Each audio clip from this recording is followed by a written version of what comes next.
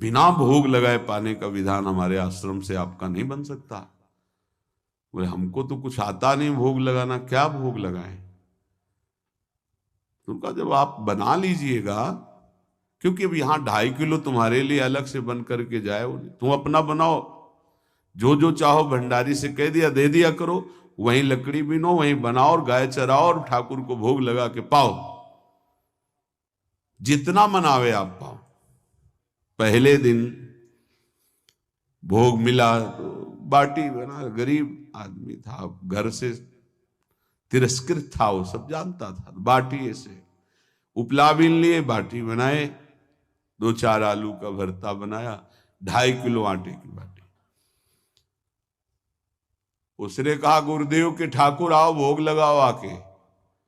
बड़े बड़े ऋषि मुनि मंत्रों से आवाहन करते रहते हैं, सरकार पधारते नहीं, केवल भाव से भोग लगाते हुए इतने लीला बिहारी प्रभु आ गए श्री राम जी।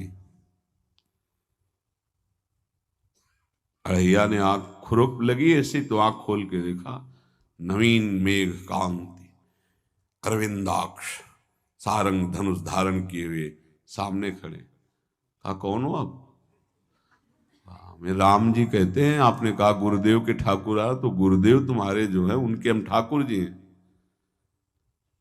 सही में आते हो तुम?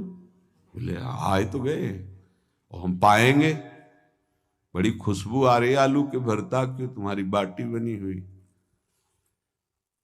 और गुरुदेव ने कहा तो भोग लगा के पाना, मतलब आप पाते तो हैं, नहीं सुना है? बोले नहीं नहीं पाते हैं, पर सबका नहीं पाते हैं। आप जैसे भक्त जब पुकारते तो बिल्कुल कुछ नहीं जानता था, इसीलिए हम कह रहे बड़े बड़े विद्वान और योगी जन रास्ता देखते रहते हैं। हरिवंश महाप्रभु ने इसीलिए लिखा है, मुनिमन ध्यान धरत नहीं पावत, करत विनोद संग बालक भट। ये विनोद करते हैं, प्रकट हो जाते, बड़े बड़े मुनियों के जो ध्यान में नहीं आते। काश तो आप हमको ऐसे ही रखोगे, क्योंकि आप आ गए तो आप भी। तो प्रभु ने कहा जब तुम 2.5 किलो पा सकते हो तो हम तो 2.5 मन भी पा सकते हैं।